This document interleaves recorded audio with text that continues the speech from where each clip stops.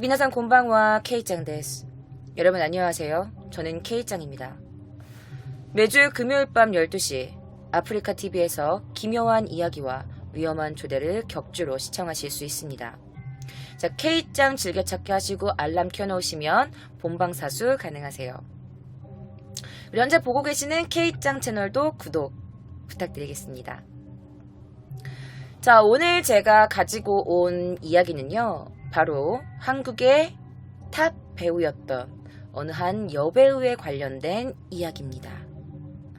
그 여배우의 지독했던 사랑, 과연 어떤 이야기일까요? 지금부터 K짱의 위험한 조대 시작합니다.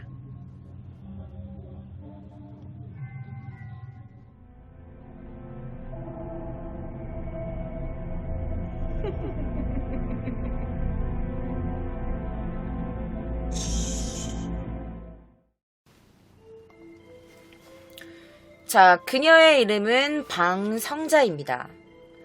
자, 그녀는 1960년대에 영화 애수에 젖은 토요일로 데뷔를 하게 되죠. 자, 그리고 1971년 서방님 따라서까지 여러 가지의 영화를 찍습니다. 총 51편의 영화에 출연했던 여배우였어요.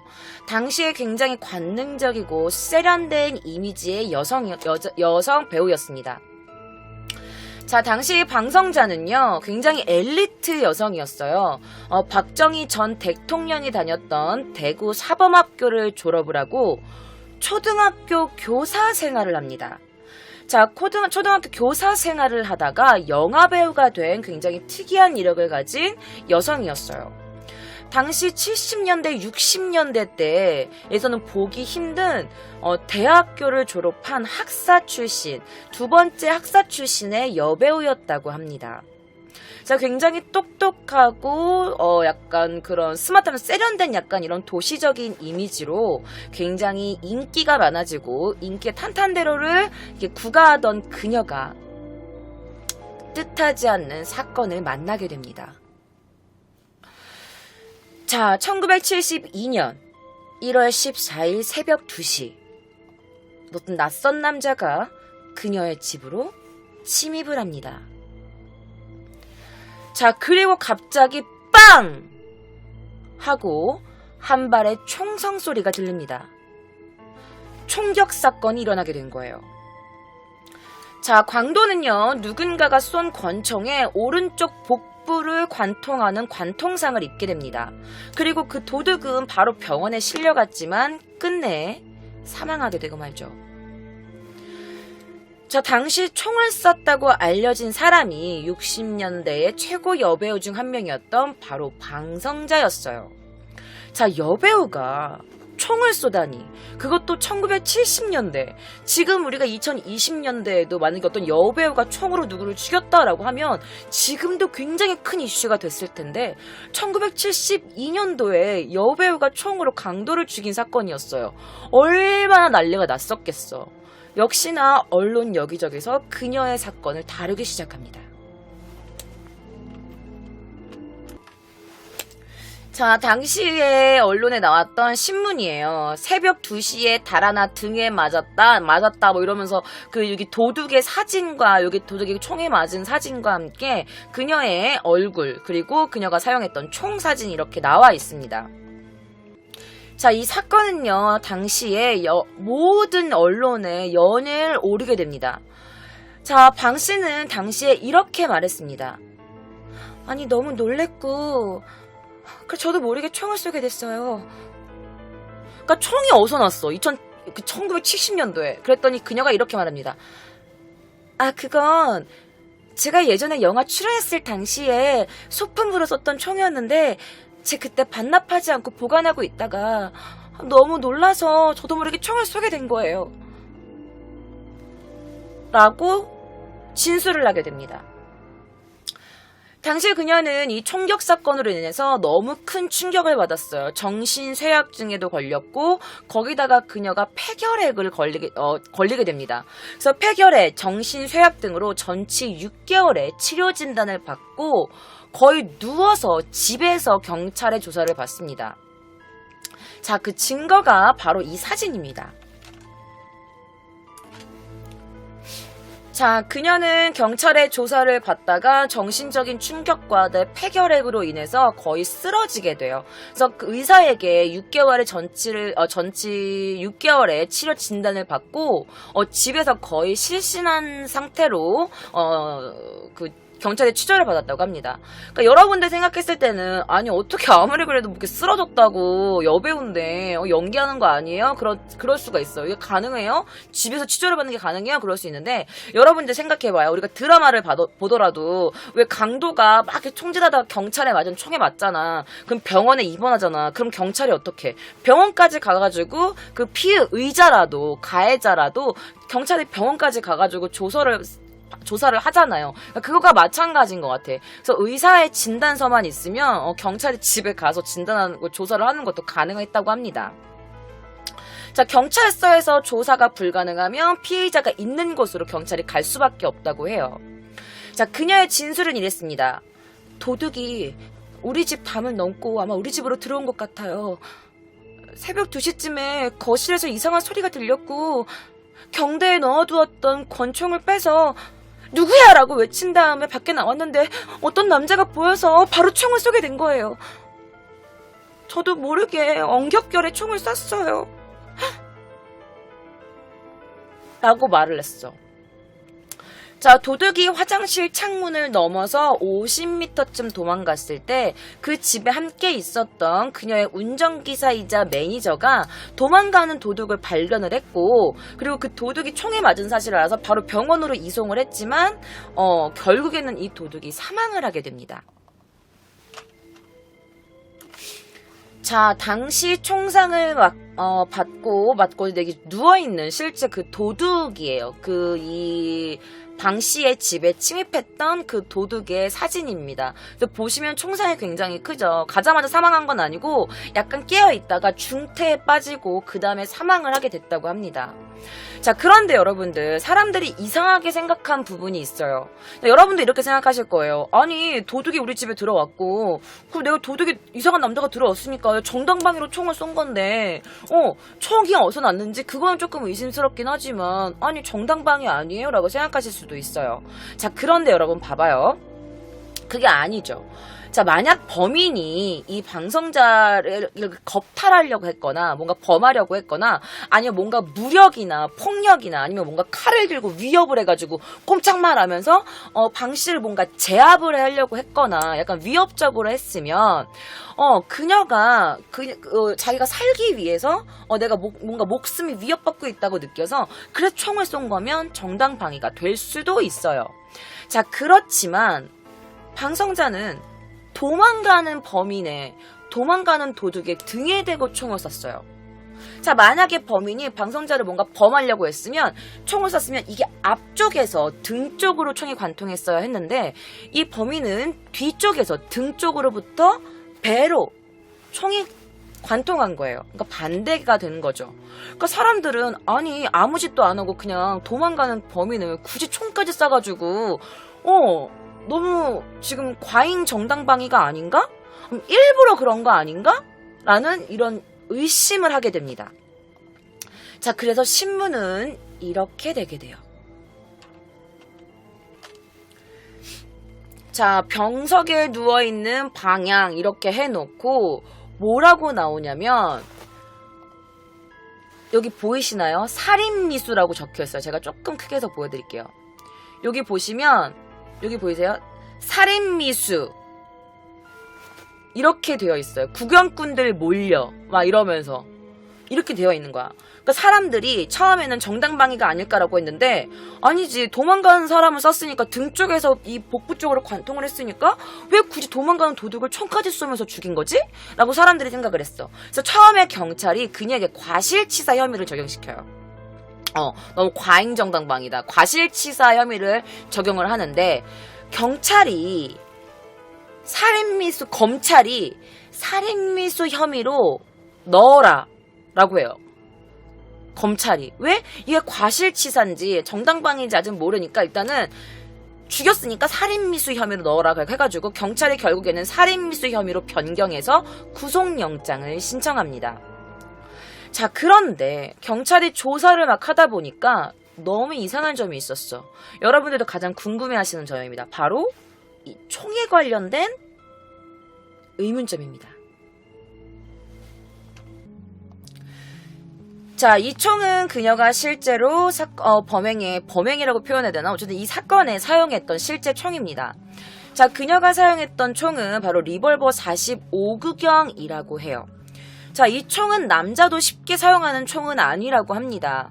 사실 이 45구경은요, 1911년도에 만들어진 총이고요, 미군 육군훈련 제식 권총이라고 합니다. 그래서 우리나라 남성분들, 군대 갔다 오신 분들도 아시겠지만 우리 한국 군인도 사용을 하고 있다고 합니다.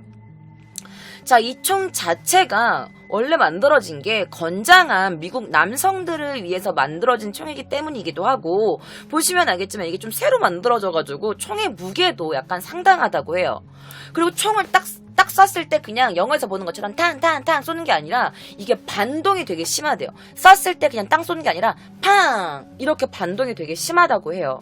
그러니까 반동이 심해. 그리고 약간 총도 무거워. 그러니까 여성이 새벽에 자다가 이렇게 일어나서 정확하게 목표물을 향해서 이렇게 명중을 하기가 힘들다는 거죠. 여러분들이 영화에 나오는 것처럼 이렇게 장난감 총이에요. 총을 들고 막 빰빰빰 멋있게 쏠 수 있는 게 아니야. 한 손으로 드는 것도 약간 무겁고, 그리고 새벽에 자다 깨가지고 어두운 곳에서 남자를 이렇게 명중시키기가 힘들다는 거죠. 그래서 약간 목표물을 향해서 두 손으로 이렇게 해서 해야 되는데, 이것도 여자가 쓰기에는 강렬한 반동 때문에 되게 여리여리하고 호리호리했던 이 방송자가 사용하기에는 조금 힘든 총이었다라고 말을 하는 거죠.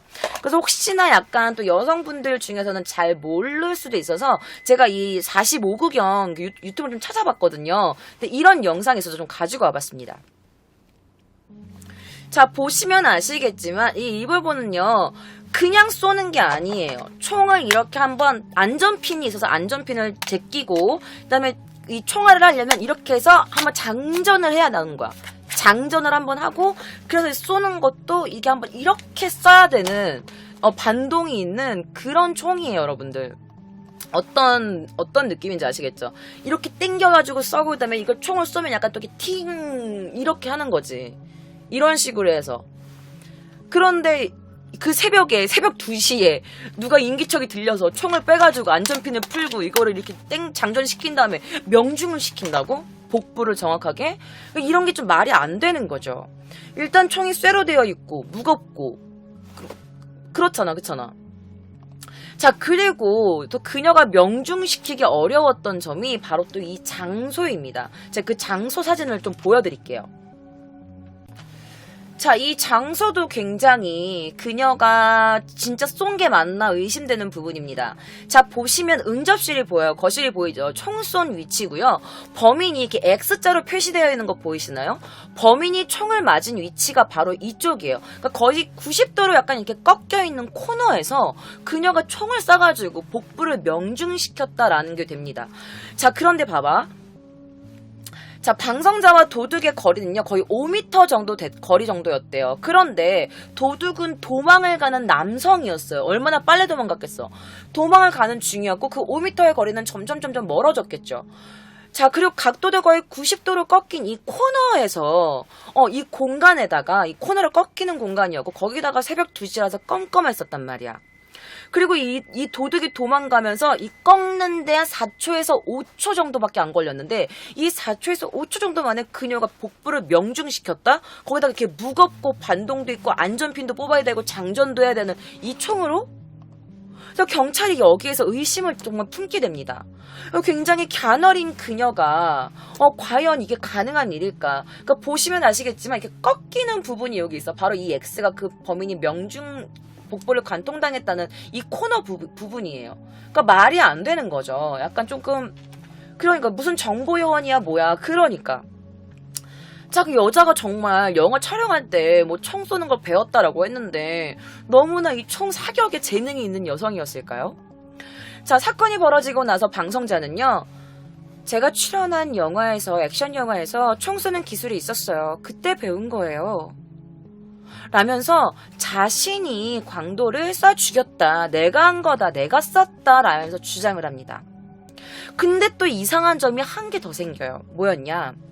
이 범인이 총상을 입고 중태에 빠지기 직전에 이런 말을 해요. 제가 분명 남자 목소리를 들었어요. 방송자가 쏜 게 아니고 분명 남자가 쐈어요. 라고 진술을 합니다. 남성의 목소리를 들었고 나를 쏜 건 여자가 아니라 남자인 것 같다라는 진술을 합니다. 그리고 그는 중태에 빠지게 되죠. 자, 그런데 방송자는 그때 아니요. 그때 침실엔 저밖에 없었어요. 라고 반대 진술을 해요. 자, 그 당시 방송자의 자택에는요, 여동생과 남동생, 그리고 운전기사와 가사도우미분이 계셨다고 합니다. 그 매니저와. 자, 그런데 혼자만 지낸다. 이 내 방에서는 안방은 나 혼자밖에 안 쓴다. 라고 했던 그녀의 말과는 반대로 그녀의 방에서는요, 어떤 남성 옷으로 보이는 여러 벌의 남성 옷이 발견됩니다. 자, 거기다가 그 도둑도 남자 목소리를 들었다고 하고, 그리고 방송자의 자택 안에서도 여러 벌의 남성 옷이 발견됐어.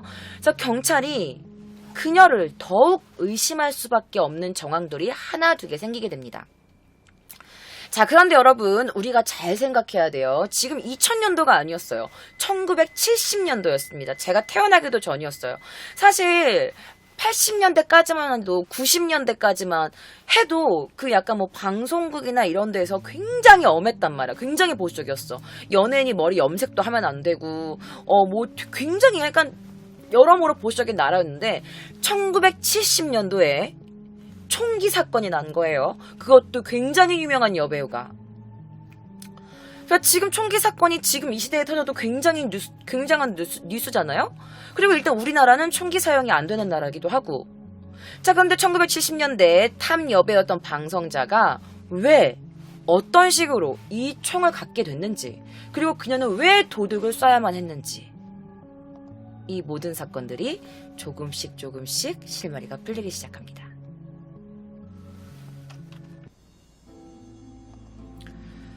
자, 방송자는 이렇게 말합니다. 자, 사실 그녀가 1965년도에 사실 그냥 결혼을 했던 전력이 있어요. 그러니까 이혼을 했는데 자신의 전 남편이 전쟁과 달이라는 이 영화를 제작한 적이 있었는데, 그 당시에 영화 소도구 대여 업자로부터 이 한정의 권총을 받았다. 그 권총을 가져온 적이 있었는데, 제가 그 권총을 7년 동안 반납하지 않았어요. 깜빡 잊고. 라고 말을 한 거예요. 자기의 전 남편이 전쟁과 달이라는 영화를 제작할 때 소도구 대여업자로부터 이 권총 한정을 받았고 영화 소품으로 썼었고, 이 소품을 자기가 반납하지 않았다. 그게 한 7년 정도 됐다라는 말을 하게 됩니다. 자, 그런데 분명 소도구 대여업자로부터 이 총을 입수한 거면 뭔가 이게 총기 신고가 되어 있어야 하고, 그리고 난 이해가 안 되는 게, 아니 70년대 영화 찍을 때 진짜 권총을 쓰는 데가 어디 있어, 그렇잖아. 그래서 당시 총기 신고도 되어 있지 않았고, 그리고 아까도 사진 보여드렸겠지만 이 총에는요, 여러분들, 실탄이 5발이 장전되어 있었습니다. 한 발은 그 도둑에게 쐈기 때문에 없고, 이렇게 4발에 총이 실탄이 들어 있었어요. 자, 여러분, 7년 동안 반납을 하지 않았다고 했어요. 자, 그러면 아무리 이 총을 사용하지 않았다고 하더라도 이게 총알 자체가 구리이기 때문에 뭔가 7년이 지났으면 뭔가 색감이 약간 조금 변한다던가 뭔가 약간 그런 게 세월의 흔적 같은 게 있어야 되는데, 이 총알과 총 모두 너무 새 것처럼 깔끔했다는 점입니다. 자, 거기다가 총기 번호로는 이 총의 출처를 확인하지 못했대요. 그래서 이 총은 경찰이나 군부대에서 나온 총이 아니라 뭔가 뒷거래로 된 불법 무기다라는 게 경찰의 결론이었습니다. 자, 여기에 또다시 의심을 품게 된 경찰이 영화 제작사에 찾아갑니다. 그리고 그 당시에 소품 대여업자를 맡았던 그 사람을 찾아가서 조사를 해봅니다. 그런데 그 대여업자가 이렇게 말하죠. 에? 듣도 보도 못한 이야기인데? 제가 총을 줬대요? 아니요? 저는 총을 빌려준 적조차 없는데요? 라고 증언을 한 거예요. 자, 그런데 또 이 대여업자가 이렇게 말을 합니다. 아마 그때 당시에 방성자 씨 전 남편이 그 영화 제작자여서 아마 그 사람이 국방부에서 빌려온 건가? 아우, 난 아니에요. 나는 빌려준 적 없어요. 라고 말을 하게 돼요. 자, 그런데 여러분들, 경찰의 의심은 점점점 커져만 가죠. 자, 그런데 이 총을 조사해본 결과 이 총이 원래 하나의 총으로 나온 게 아니었어요. 무슨 말이냐면 이 총심 부분은요, 상업용이었고요. 이 손잡이 부분은 군용이었대요. 그러니까 두 가지의 제품을 하나로 누가 만든 총이라는 거야. 자, 모든 게 의심투성이었어. 모든 게 수상해. 자, 그래가지고 이 무궁 속에서 이 경찰이 하나의 확신을 하게 됩니다. 뭐냐? 총을 쏜 사람은 방성자가 아닐 것이다. 라는 것이죠. 자, 그렇게 해서 방성자를 추궁을 하게 됩니다.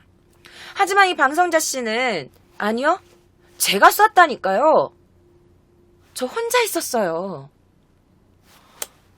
라면서 끝까지 자기가 쏜 거라면서 끝까지 진술을 굽히지 않아요. 주장을 굽히지 않습니다. 자, 그래서 경찰은 당시 그녀가 잠옷으로 입고 있었던 분홍색 가운이 있었는데, 자, 그럼 그 분홍색 가운 주세요 라고 해요. 왜? 화약 반응 감정을 의뢰하기 위해서. 그러니까 이게 총을 쏘게 되면 이 탄약들이 이렇게 묻어나게 돼가지고 총을 쏜 사람의 옷이나 팔에는 무조건 그 탄약 흔이라고 하죠. 그런 게 남게 된대요. 그래서 분명 자기가 그래 네가 쏜 거면은 그래 한번 그 옷 좀 줘봐 라고 해가지고 분홍색 가운에 옷을 감정을 맡기게 됩니다. 화약 반응 감정을요. 자, 그래서 이제 국가수가 그녀의 이제 옷을 감정을 하는데, 그녀의 소매 부분과 가슴 부근에서 화약 흔적이 발견됩니다. 화약 흔적이 발견돼요. 그래서 경찰은 이상하다, 그럴 리가 없는데, 진짜 이 여자가 쏜 건가? 라고 생각을 하게 돼요. 자, 그렇지만 여러분들, 그래 총은 그래 네가 쐈다고 치자. 그런데 여러분, 이거 이렇게 후지부지 넘어가면 안 되죠. 왜? 이 총이 어디서 난 거야? 하나의 제품도 아니고 이 총대는 무슨 상업용이고 여기는 또 군인용인데다가 실탄이 5개나 들어있었고, 뭔가 7년 동안 반납을 안 했다고는 하지만 총알이나 총이 너무 새 거였고. 자, 이 총은 어디서 났냐? 그런데 끝까지 방성자 씨는 묵비권을 행사하면서 영화 소품용 총이 맞다니까요. 라고 끝까지 주장을 굽히지 않아요. 자, 수사가 어느 정도 마무리되면 경찰이 검찰에 송치를 하게 됩니다. 자, 근데 경찰이 검찰에 이 사건을 넘기려고 하기 직전에 아주 기가 막힌 단서를 잡게 됩니다.